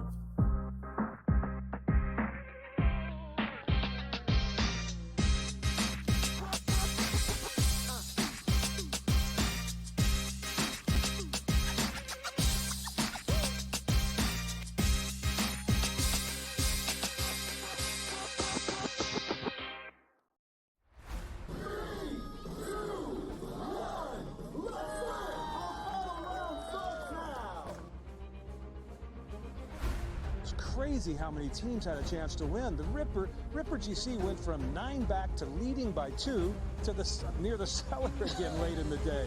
It was so volatile, counting 4 scores.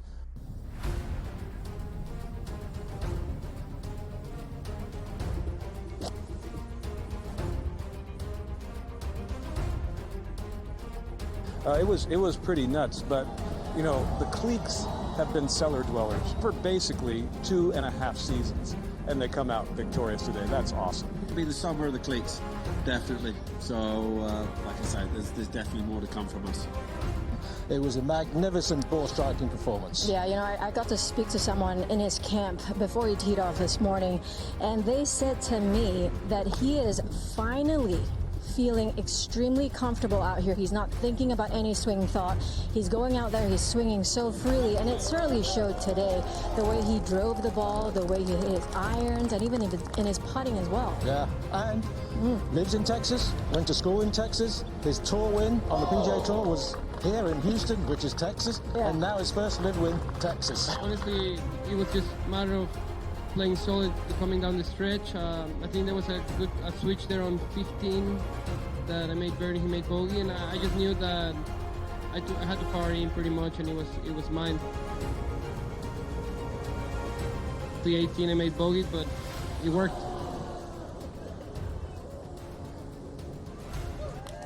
He played unbelievable, and he put pressure all the way to the end, and it was a good battle. I love playing here. Obviously, Texas treats me well. It's my adopted home state, so I'm just happy to get it done again in Houston.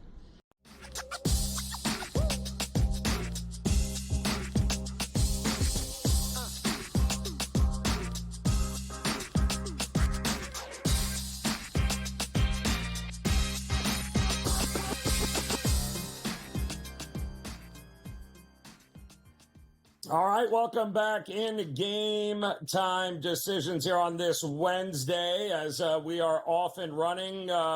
Plenty of Major League Baseball underway here. Yankees threatening in the bottom of the first. They're down 1-0 to the Orioles. The Guardians up 3-0 on Seattle. And in addition to, we just talked the NHL Game 6 coming up tomorrow. We're coming out of an amazing Sunday at the U.S. Open, and we're heading for another pretty good tournament there on the PGA Tour. How about the Travelers? Another one of these elevated events, and Brady Cannon knows all about that.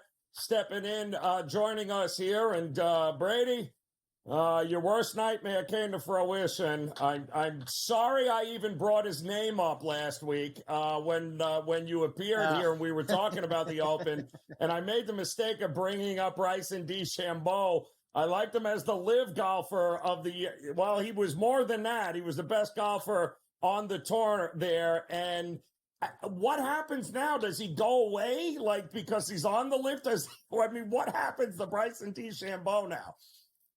It's a great question, and he'll be back this week. There's another live event this week in Nashville, Tennessee, and we've got some plays on that we can go over here shortly. I did not land on Bryson. I mean, you know how it is after winning a major like that. Hey, Scotty Scheffler turned the trick. He won a signature event after the Masters, but I don't think any normal human being can necessarily turn around and do that, especially the way Bryson got it done. It was, one of the more dramatic finishes we've seen all season.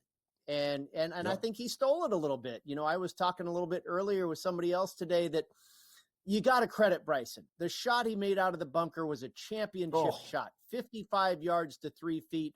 Absolutely amazing. But I feel like if you're weighing the scales here, I think the scale's a little bit more tipped towards Rory blowing it than it is Bryson winning it. I hate to take something away from some guy like that, but I think if you put my feet to the fire, I'm going to say I put a little bit more blame on Rory than I do credit on Bryson. And to give him credit, he knows it too, and he didn't. He kind of alluded to it a couple of times. I mean, but you got to make the shots you want. I will still never understand, Brady, the final two groups all off the tee on the 18th, driving it into the exact same place. It was driving me absolutely crazy, but he gets it done. Now the elevated event coming over here. No Rory. He wasn't hanging around for media, and he later posted on X that, he's going to take the rest of the month off. That's great. So then does a guy like Patrick Cantlay go to TPC River Highlands, a place that he knows pretty well? We're always seeing big numbers at this place, 16, 17, 18. Like, what wins this tournament, and who should we be focusing on? Cantlay, you mentioned, this guy has, I believe, no, not the course record. Jim Furyk has the course record. I think he shot 58 here, not 59, 58, which is 12 under par because it's a par 70, but still absolutely amazing. Patrick Cantlay, I think it was when he was an amateur, maybe shot a 60 here. So we're going to see some low scores. If you take the average winning score for the last 5 years, it's better than 18 under par. And Keegan Bradley last year got to 23 under, and in 2022, Xander Schauffele got to 19 under. So, you want to be able to make some birdies. You got to find a hot putter. I really think the skill sets are kind of similar to what we saw last week. You got to keep the ball in the fairway, be a ball striker, hit greens in regulation, and then a little different from last week where you're just trying to, desperately save par. This week, you want to roll in some birdies. Scheffler, your favorite, but I'm not seeing favorite prices on your outrights here. My goodness, this is right up my alley, Brady. Fleetwood, Connor, Straka, Kim, talk to me here. Yeah, I could easily get burned by Scotty because, bettors tend to gravitate towards what they saw last. And now the general public doesn't want to have anything to do with Scotty Scheffler. Well, it's going to happen. He's going to win this thing by 8 strokes, right? So true. But I really think that hangover is probably going to linger a bit. That, the disappointment is probably going to stick with him for a minute. And I don't know if he can bounce back that quickly. I went with some longer shot guys here that, again, have been playing really well. Fleetwood with the top 20 last week. Connors with the top 10. Sepp Straka makes the cut. He's got 3 top 8 finishes in his last 5 starts. And then Tom Kim hasn't missed a cut in more than 2 months. He's just steady Eddie and always seems to find himself in the top 25 with a chance. So we can talk more here on the other side, but that's the direction I'm headed. Perfect. I love this. All right, we'll talk live as well. Game Time Decisions continues on the grid.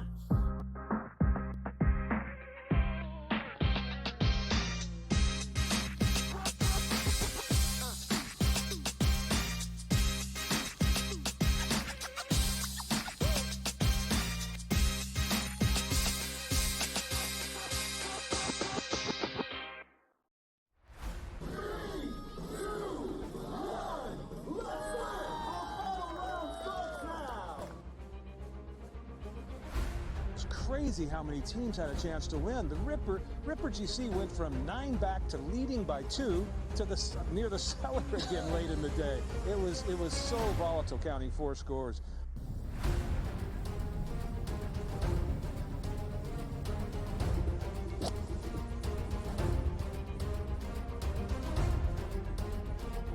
It was pretty nuts, but you know, the cliques have been cellar dwellers for basically 2.5 seasons, and they come out victorious today. That's awesome. It'll be the summer of the cliques, definitely. So, like I said, there's definitely more to come from us.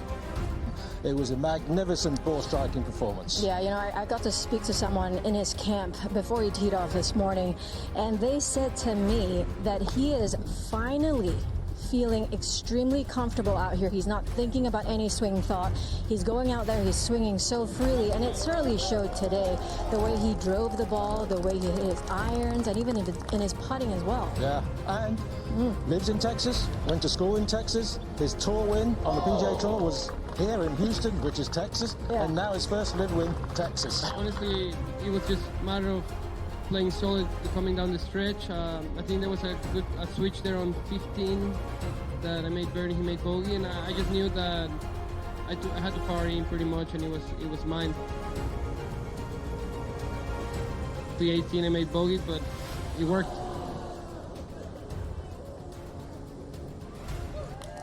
He played unbelievable, and he put pressure all the way to the end, and it was a good battle. I love playing here. Obviously, Texas treats me well. It's my adopted home state, so I'm just happy to get it done again in Houston.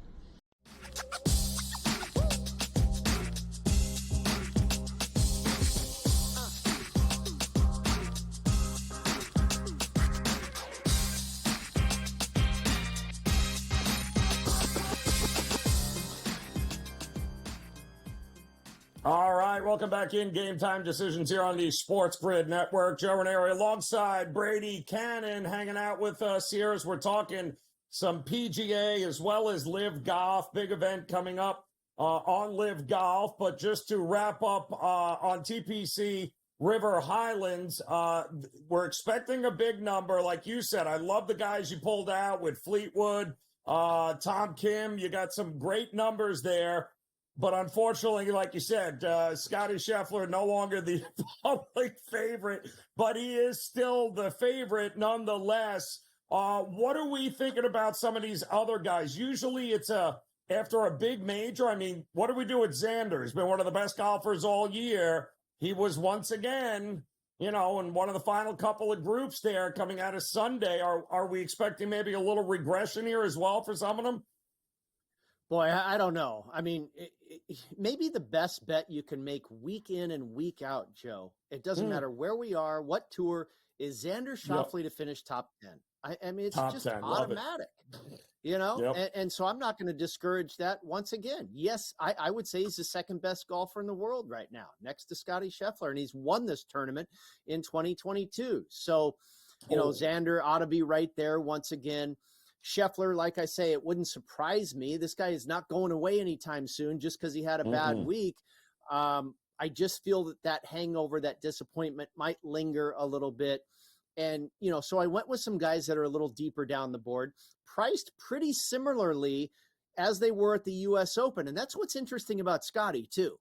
Scottie was 3-1 at Pinehurst with a field of 156.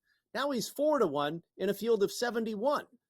That's kind of weird. And then, Fleetwood, Connors, these guys that I went with, Tom Kim, I love the form that they're in. A lot of top 20s and a top 10, and probably weren't too stressed by being in the hunt down the stretch on Sunday, but also were in the thick of a thing enough to continue that good form that they've got going on. So I think they roll it, and they were popular picks last week too. Sepp Straka has become like, the pick of the day when it comes to major championships. Well, why not pick him here when the spotlight's a little dimmed, and not everybody's focusing in on, hey, I got the sleeper pick that's going to shock the world. This guy still has the skill set that works perfectly for this golf course. So yeah, Straka, Kim, Fleetwood, and Connors, I think they ought to be all right there. If they don't cash an outright, we ought to be looking pretty good for a top 20 finish, again, when there's only 71 guys in the field. I'll tell you one bet I will be making consistently from now on is Russell Henley top 10, because that's all he does there, Brady Cannon, and nobody knows about him, which is priceless. Talk to me about Liv here. No DeChambeau, he'll be here, you said, at this tour, and I'm sure a lot of eyeballs will be excited at this. Maybe that carries over from the U.S. Open, but who we betting if it ain't DeChambeau?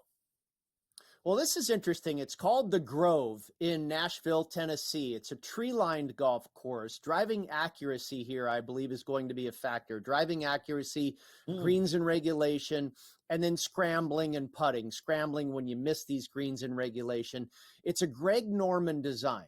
Now, we have a Greg Norman design that was used earlier on the LIV circuit back in February, Mayakoba, right outside of Cancun in Riviera Maya. I've actually played that course before. Russell Henley, I actually nailed him when he won this golf tournament a few years ago at Mayakoba. Now it's a LIV deal. There's also a Norman course on the PGA Tour regularly, the Valero Texas Open at TPC San Antonio. A player consultant that was involved in that Norman design at TPC San Antonio was Sergio Garcia. At Mayakoba back in February, Garcia finished second, lost that event in a playoff. So I think maybe there's something here to Sergio kind of knowing the Norman technique when he designs a golf course. Maybe. I could be dead wrong, but he has results to show that he seems to do well on Norman tracks, and he has that connection with Norman, having designed TPC San Antonio with Greg Norman. So I'm going with Sergio this week on a course that Norman designed where, again, last week, total driving was big, long and straight. We saw Sergio finish 12th at the U.S. Open, and he hits greens in regulation. He's top 5 on the LIV circuit for driving accuracy and greens in regulation, having a fantastic year. Took him at 20-1. And also Louis Oosthuizen, same thing. Number 2 on the LIV circuit in driving accuracy, number 1 in scrambling, and number 2 in putting. This guy's having a fantastic year as well. Took him at 20-1. And then Dean Burmester at 25-1 down in your neck of the woods, won at LIV Miami. We hit him here on the grid at 28-1 that week, 25-1 here. This is another guy that a lot of people were on last week at Pinehurst because he's one of the hottest golfers in the world right now. Been playing very well on the LIV circuit. He's 9th in greens and regulation and 8th in scrambling. So those are kind of my 3 guys that I think, have a real shot here. And then I went with one guy that's a bomb at 100-1, Caleb Surratt. He's 20 years old, and Mayakoba, I go back to the Norman design where he finished 13th. Okay, so that tells me he's not too shabby on a Norman design course where you have to be accurate and all that type of thing. He also went to the University of Tennessee, Knoxville. I have to believe he's played this course a couple hours away in Nashville. So I'm going with a little local flavor here at 100-1 with only 54 players in the field. Maybe we get lucky, Joe. I love it. I mean, Sergio, you had mentioned it, top 5 off the tee, greens in regulation. It feels like everything I've seen on this course, that's the most important thing. Put it in the fairway and hit the greens here. But I asked you prior, is Rahm back? And Rahm is back, apparently, and he's going in this, but does it help him that he didn't come out of the U.S. Open? Maybe some of these guys are a little drained? I've seen some guys on Jon Rahm, and, Rahm's kind of a guy that you almost auto bet every week on the LIV circuit because he's finished top 10 in every event. And he's Jon Rahm. One of these times he's got to win, right? But, the major championships, he's been all over the map. He's been really good on the LIV, and then he goes and plays in a major, barely makes the cut. He's all over the place. He was a mess at the Masters, wasn't any good at the PGA. Then he's got an infection between his toes, has to pull out. And it's odd that all of a sudden that's better. A few days later, you would think like something like that would linger for a minute. But yeah, it could be good for him, Joe, that he didn't have another nightmare outing at a major championship and roll into Nashville incredibly disappointed or what have you. Maybe this is a good situation for Jon Rahm, but I stayed away because I did bet him. I want to say it was a couple tournaments ago. I think it was when they were in Singapore. I bet him because I felt that was a very good course for him. And like I said, the guy's been playing so well. He's going to win eventually. I hope it's just not this week. Yeah, it's an interesting thing because I believe the Korn Ferry Tour used to play at this this course. Quite a bit. Right. And they were usually it was Birdie Fest USA, but they're not expecting that here. And don't forget, guys only play 3 rounds, right? So right. The winning score on a live is usually some obnoxious Birdie Fest, but they're not anticipating that for this one here. So what are we looking? Maybe 10 under, 11 under wins this? It could be. The average winning Ferry Tour was like 17 or 18 under, and that's over 4 rounds, right? Now, so what's that? Basically 3.5 under par per day. You got to figure the live's probably going to exceed that a little bit. I would say you're probably looking at 12 to 15 would be my guess as a winning score. I think, it never hurts to have a guy that makes birdies. Dean Burmester can do that. Louis Oosthuizen with a hot putter, he can do that. Sergio's going to find the fairways and greens, and we just hope Caleb Surratt finds lightning in a bottle, and maybe we hit a triple-digit guy this week. Listen, the fact that you came on this show giving out somebody at plus 10K, you are my hero, Brady Cannon. Outstanding stuff as always, my man. Listen, enjoy your trip, enjoy the sights, enjoy the golf here, my friend. We'll talk to you again later in the week. Game Time Decisions continues on the grid.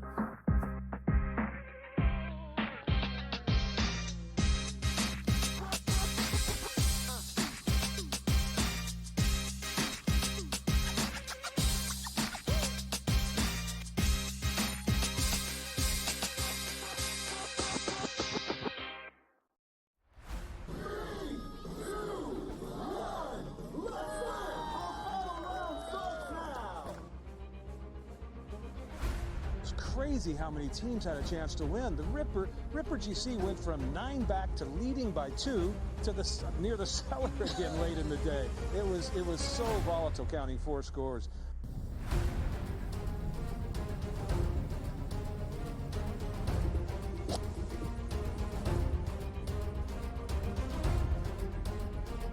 It was pretty nuts, but the cliques have been cellar dwellers for basically 2.5 seasons, and they come out victorious today. That's awesome. It'll be the summer of the cliques, definitely. So, like I said, there's definitely more to come from us. It was a magnificent ball striking performance. Yeah, I got to speak to someone in his camp before he teed off this morning, and they said to me that he is finally feeling extremely comfortable out here. He's not thinking about any swing thought. He's going out there, he's swinging so freely, and it certainly showed today. The way he drove the ball, the way he hit his irons, and even in his putting as well. Yeah, and lives in Texas, went to school in Texas. His tour win on the PGA Tour was here in Houston, which is Texas, and now his first live win, Texas. Honestly, it was just a matter of playing solid coming down the stretch. I think there was a switch there on 15 that I made birdie, he made bogey, and I just knew that I had to power in pretty much, and it was mine. The 18 I made bogey, but it worked.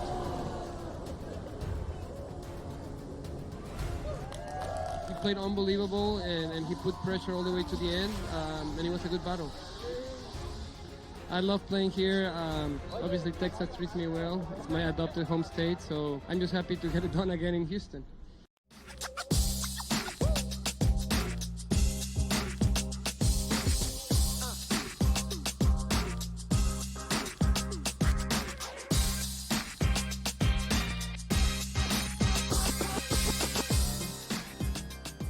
Peter Paella.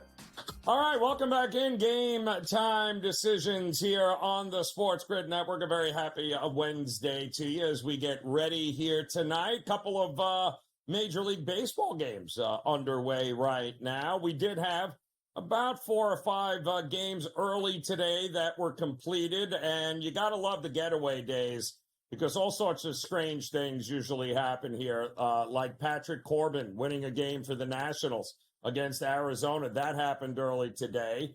Also, how about Tariq Skubal getting 0 run support today?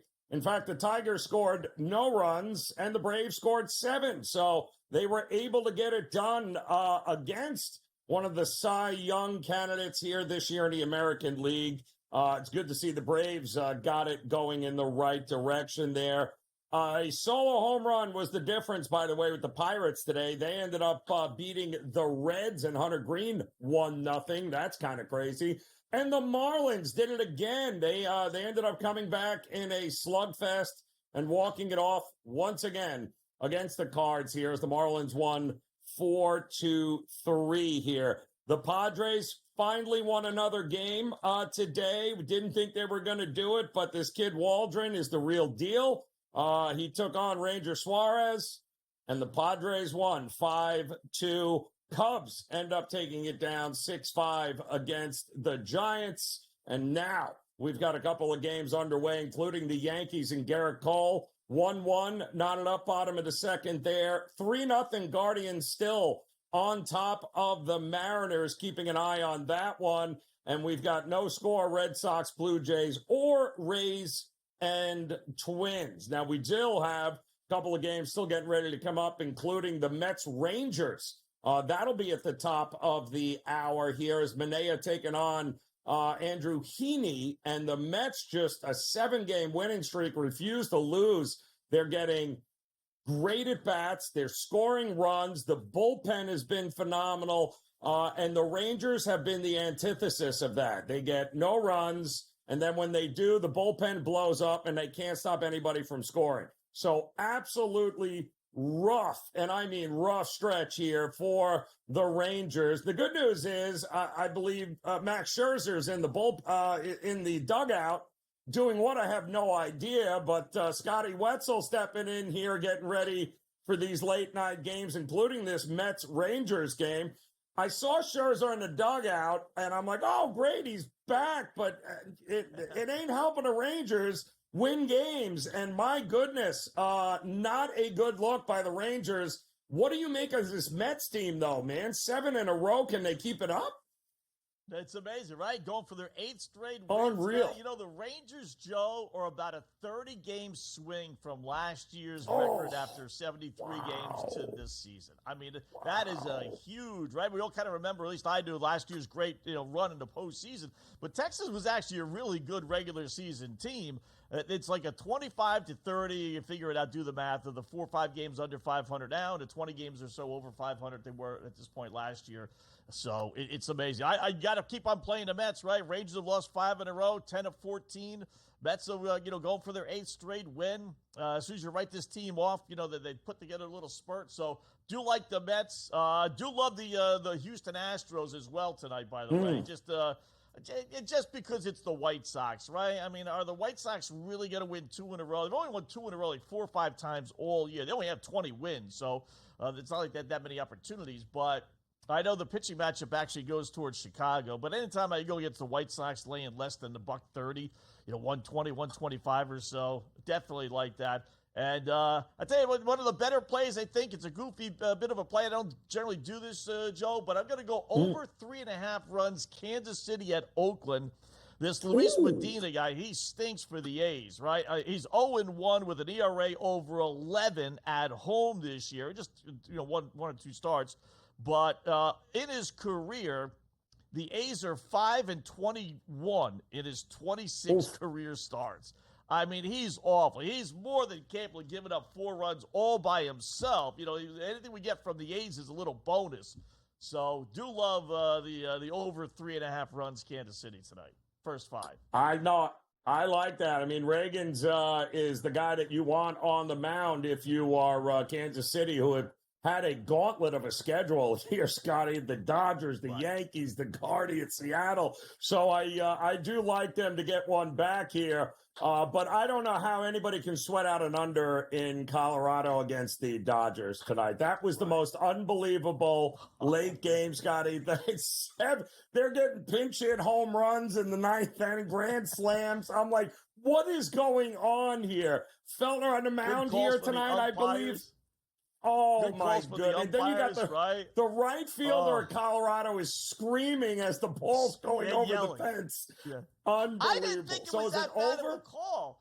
To tell you the truth, I am going with the over 10.5. I really didn't think it was that bad of a call. Not the way they reacted. I was like, I got to see the replay because this thing must be like a full swing, right? And it was. It was one that you could have called either way. I mean, you see it all the time. You know, the bat may have gone ahead, you know, but he actually checked his swing, but the bat may have gone, you know, ahead of the plate. So you do see that called a strike every once in a while. But I didn't think it was that bad. So, yeah. You got the Rockies pitcher, Ryan Feltner. You're talking about stinks. He's 1-6, 0-2 at home with an ERA close to 7. Now you got the pitcher for the Dodgers coming off the IL because he had shoulder soreness. So how are we not getting 11 runs tonight in Colorado? I have no idea. The guy is a total gas can, and Miller just came off the IL. So what? I mean, this just feels like buckle up. It's going to be a whole lot of fun. Our boy Crochet's on the mound with the White Sox. Our first 5 strikeout prop? What are we doing? Yeah, I'm gonna go Houston. I know he's actually a halfway decent pitcher, and like half their wins this year have come when he's been on the mound. It's amazing. But again, anytime I could go against the White Sox, you know, laying less than a run and a half, less than really 150, you know, depending on where you do your shopping, I'm gonna go I'm gonna go Astros tonight. Love it here. Of course, you got plenty coming up here, Scotty, including some WNBA games tonight, a little late night with Seattle and Vegas. You'll have the Lynx coming up here. So, yes, that's what I'm talking about here. Scotty's got you covered in-game live primetime. He'll be leading it coming up. We'll wrap it up next. Game Time Decisions.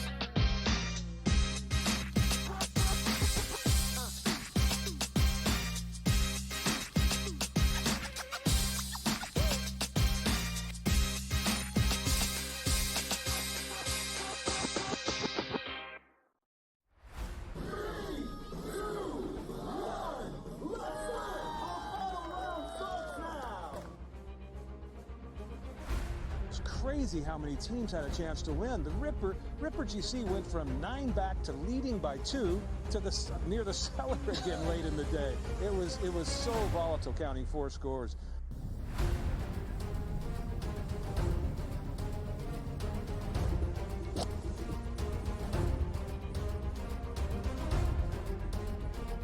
It was pretty nuts, but you know, the cliques have been cellar dwellers for basically 2.5 seasons, and they come out victorious today. That's awesome. It'll be the summer of the cliques, definitely. So, like I said, there's definitely more to come from us.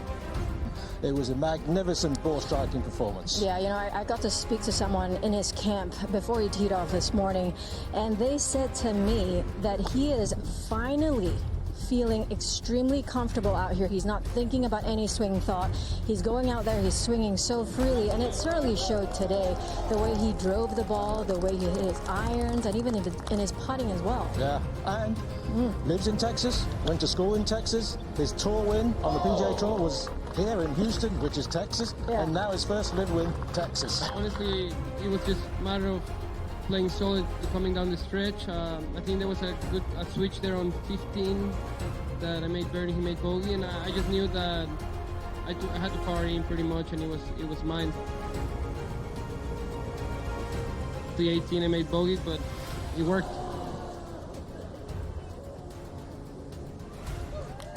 He played unbelievable, and he put pressure all the way to the end, and it was a good battle. I love playing here. Obviously, Texas treats me well. It's my adopted home state, so I'm just happy to get it done again in Houston.